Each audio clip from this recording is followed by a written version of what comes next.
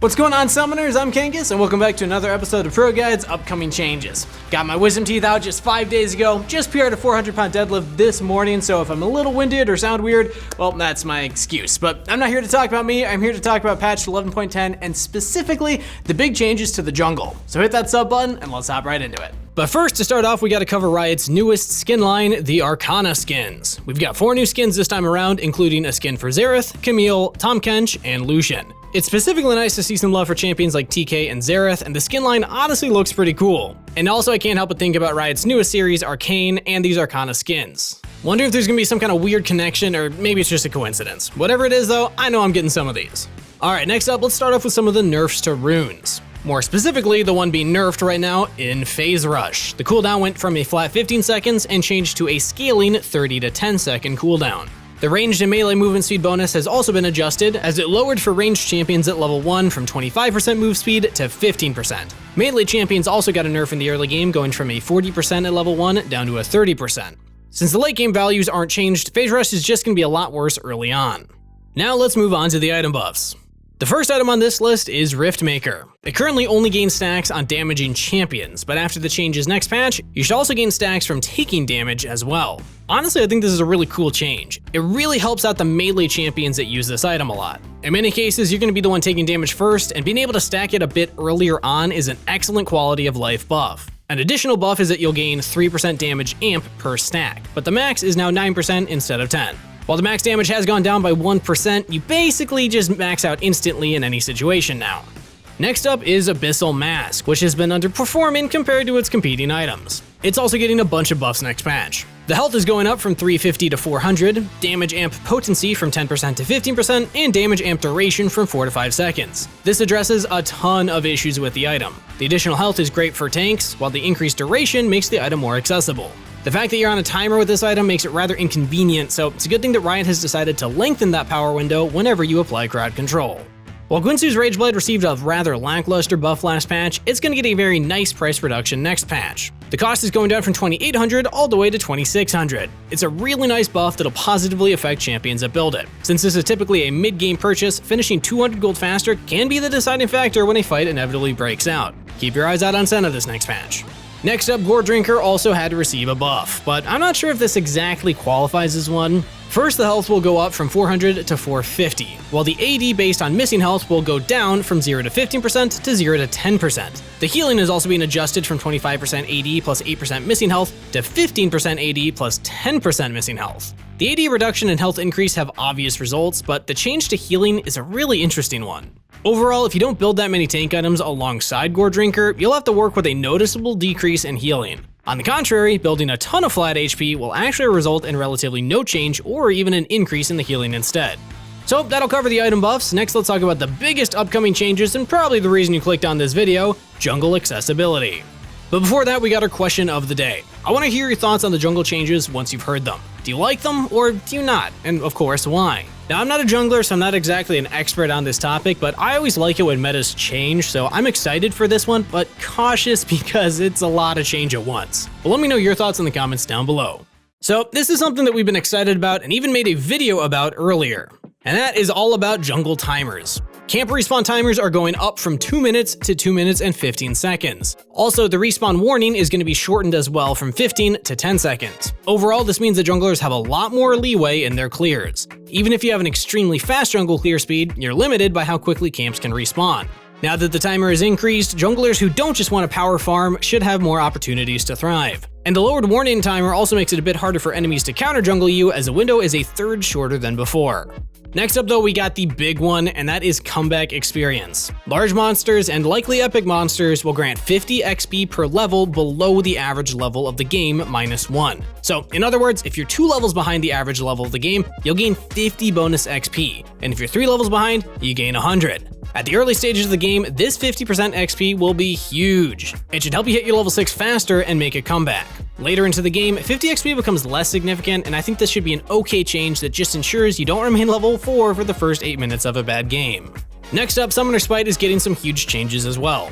First off, the damage will be flat. You'll start with 450 damage, and this will double to 900 after you finish your Smite quest. Let me repeat that, it is flat, so no more smite advantage if you're a higher level as a jungler. That alone is huge. Also, Unsealed Spellbook will apply the increase after swapping into Smite twice. Another big change is that Smite will also break Scuttlecrab's shield before applying damage, meaning that even if your champion doesn't have crowd control, you now have a chance at quickly clearing the monster as long as you're jungling. Making the damage flat will make the roll way less snowbally. Whenever big objectives like Baron come to mind, there's always the concern of a level difference. It's really difficult to outsmite somebody higher level than you, and this change should make those clutch steals from behind way more plausible. Also, the high flat damage also means that players should notice an increase in their clear speeds during the early to mid game. Next up, Omnivamp on jungle items is going down from 10% to 8%, while Smite's percent max health healing is going up from 10% to 15%. This makes champions a lot less reliant on their own abilities, as Smite already makes clearing the jungle way more forgiving than before. Next up, we got jungle monsters also having some changes. Blue Sentinel, Red Brambleback, and Gromp have all had their attack damage reduced to 78 to 234. Merkwolf's damage has also gone down from the original 42 to 156 down to 35 to 105. Oh, and meanwhile, the smaller Merkwolves are seeing a significant decrease from 16 to 59 to 10 to 30. Crimson Raptor's damage is down from 20 to 74 to the new 20 to 60. Oh, and yeah, the small Raptor's damage will also go down from 13 to 49 to the new 10 to 30. Big Krug's damage is going down from 80 to 303 to the new 78 to 234.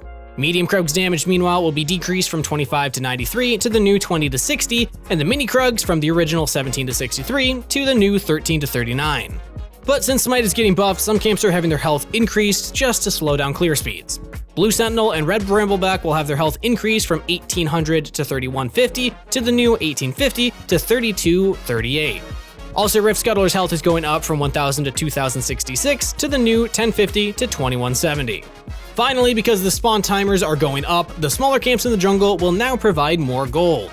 Mini Krug will have its gold payout increase from 12 to 13, Merkwolf is going up from 55 to 65, Gromp will go up from 85 to 90, and Crimson Raptors from 35 to 45. There are tons of jungle changes, and if you want to help adapting to them next patch, you gotta make sure you get to one of our coaches at ProGuides.com next week. They're gonna be practicing the new patch well ahead of time, so make sure that you utilize their knowledge so that you're ahead of the curve too. Overall, the jungle hopefully won't end up any weaker, even if the camp timers are going up. And 1 extra gold isn't the biggest incentive to clear every single mini Krug, but a full clear of the jungle will definitely provide noticeably more gold than before. So now that we've covered all the jungle changes, again, remember to let me know your thoughts about them in the comments down below. But next up, let's talk about champion-specific balance. Beginning with the top lane, we have a change that we have all been waiting for quite a while now. Darius is finally getting nerfed. After all this time, Riot pulled the trigger. I don't think this will make Darius any more fun to play against, but he'll definitely come out weaker as a result. His E cooldown is going up from 24 to 12 seconds to 26 to 18 seconds. Overall, this will make Darius's late game way weaker than before, but I think most players struggle to combat his early and mid game, so as a result, while his win rate should go down, I don't think that his ban rate will shift very much as he'll remain a powerful laner. Aurelia's buffs have also been moved to a later patch, so sorry we got your hopes up earlier, but they're still happening, just in the future. Kennen's buffs did go through, however, with his W's 4th attack damage going up from 10 to 50 plus 20% AP to 20 to 60 plus 25% AP. Kaele's the last for the top lane buffs. Her level 11 of flame damage is going up from 20% AP to 25% AP, and her level 16 transcendence range is going up from 50 to 100. The level 16 buff is especially nice. The extra range is always a big deal, and Kaele will be even more rewarded later game than before. We don't have any champion changes for the jungle, as the entire role is essentially going to be reworked next patch. So let's just move on to mid laners. Galio's up first with his W cooldown going up from 18 to 16 seconds to a flat 18 seconds. Oh, and his W magic shield is also going down from 8 to 20% max health to 8 to 15% max health. This unfortunately hurts Galio's mid and late game quite a lot. An increased cooldown on the taunt and a less durable shield are definitely going to hurt this Colossus. Although a lot of players don't think that these nerfs are justified, he's been consistently finding a ton of success in spite of a low play rate. In terms of competitive play, he's been seeing a decent amount internationally in the wildcard regions specifically, and also tier 2 levels of competitive play. Next up, we have Talon. He's been stomping, especially in high elo, and as a result, his Q's bonus damage ratio is going down from 110% to 100%. This nerf should hopefully decrease his kill pressure and help open up the mid lane meta a bit. However, I'd hope that other assassins also receive changes in the near future as well.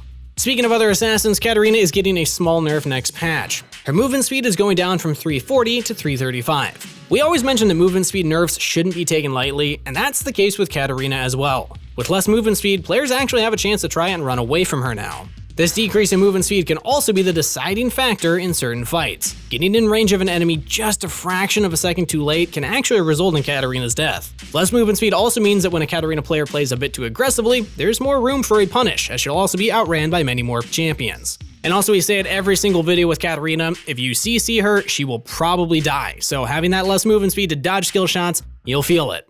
Next up for bot lane, we got a single change to cover, so let's run through it quick.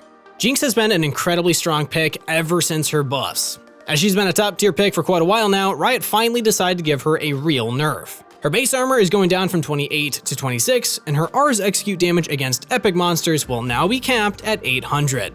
And if you're doing the math, Smite now has a 900 capped max damage, and this is now 800, so I know, no more Jinx rocket steals, I'm sad too. The decreased armor leads to less effective health at all stages of the game, and since you're almost always laning against another marksman, that loss of armor means it'll be way easier to poke Jinx out in lane. This means the player should now have a much easier time taking advantage of Jinx's lack of mobility. But I have been told by her challenger coaches that they don't think that these changes will be enough to push her out of the OP tier. The bigger change is that loss of the execution damage and those cross-map Baron steals that we were talking about before. So as that's the only bot lane change, let's wrap things up with supports. Thresh is first on the list as he's been OP for quite a while now. His base health is going down from 561 to a flat 530, while his HP per level is going up from 93 to 95. Will this finally push him out of the OP tier? Probably not. Minus 31 health lost early is definitely a noticeable nerf, but Thresh will be essentially the same champion in spite of this. And I hate to say it, but my main man Bard is also getting nerfed. The base damage on his passive is going down from 40 to 30. Don't get me wrong, this is a pretty big nerf, as one of Bard's greatest strengths is how hard he can dominate a lane and poke enemies out. 10 less damage on each passive proc means that he won't be able to bully out enemies as hard. With less damage, there's a lot less to fear. And to make Bard's life even worse, next up, Lux is getting a solid buff to her E that should not only help her as a support, but as a mid laner as well. Her E's damage is going up from 60 to 240 plus 60% AP to 60 to 260 plus 70% AP. With an increase in both the base damage as well as AP scaling, Lux players, regardless of their build, should find way more success next patch. A 20 damage increase on her E is great. It's a powerful ability that's crucial to Lux's damage output and also provides a ton of zone control. Next up, we have a buff to Zyra. She's been underperforming heavily in high elo, and this buff might just be enough to allow her to pop off. Her passive Vine Lasher's slow is going up from 25% to 30%. In addition, her W's cooldown is going down from 20 to 12 to 18 to 10. This decreased cooldown means that Zyra should be able to trade way more effectively much more often. In a late game, the reduced cooldown also means that she'll almost always have a plant ready to assist her in a fight. Finally, I hate to say this one, but we got a buff to Yuumi. Yay! Her Q's base damage is going up from 40 to 190 to 50 to 200, while her Q's base and power damage is up from 45 to 245 to 60 to 260. In the current support meta, which features hard hitters like Thresh and Leona, it can be really hard to play Yuumi support. Getting caught out by crowd control basically leaves you in a 1v2 situation, but with this buff, players should be more heavily rewarded for that loss of early game pressure. And that'll conclude our upcoming changes for patch 11.10. Hope you could understand me throughout the video and also enjoyed it. Don't forget to let me know your thoughts about the jungle meta in the comments down below. Personally, I'm just excited to finally see a new one. Also, make sure to check out the description to join a link to our Discord. Love to see you there. That's it for today, so as always, best of luck on the Rift, everybody. Stay hydrated, and I'll see you next time.